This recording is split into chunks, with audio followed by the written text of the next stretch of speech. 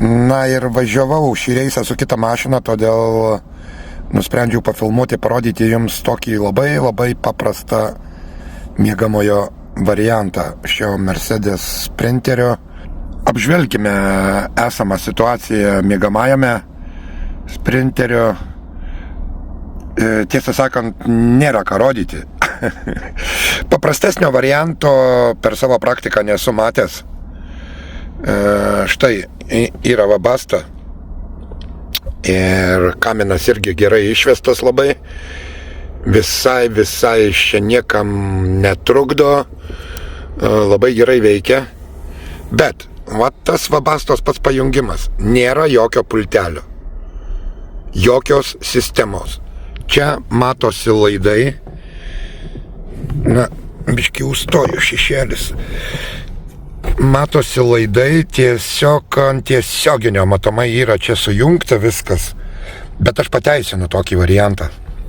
Aš pateisinu, kadangi tie, sakykime, pulteliai, ar ne, kur yra, tai aš jums pafilmuosiu kitame rolike.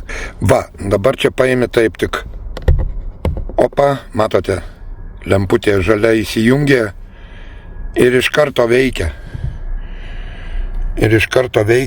Aš jau aišku čia prisišildęs, nes dabar naktys labai tokios drėgnos, vėsios, tai nesmagu tiesiog gulėti.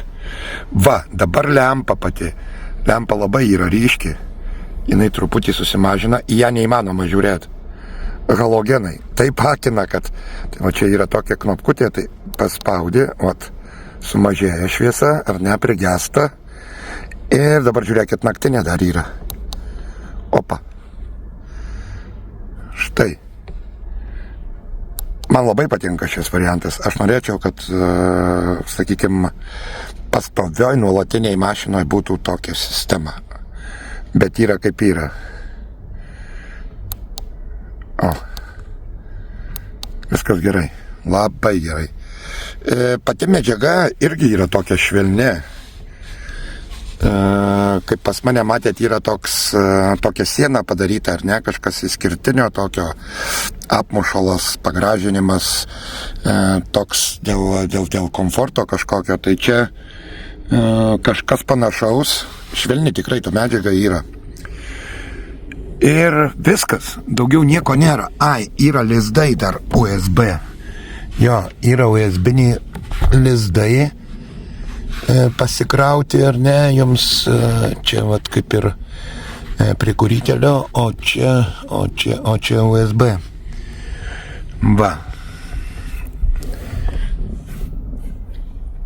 Patalinė jau įsimiegau, kelsiuosi, eisiu virt kavos ir važiuosime įsikraut paskutinį krovinį. Brangieji, štai knyga.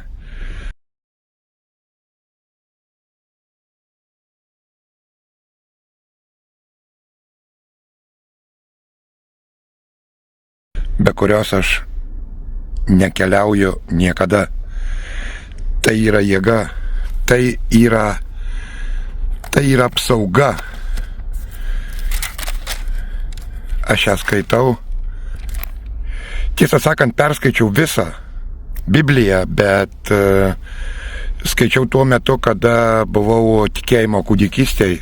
Yra daug mano čia vietų ir pasibraukyta, ypač Naujajame testamente, žinot, atsirinkęs eilutės.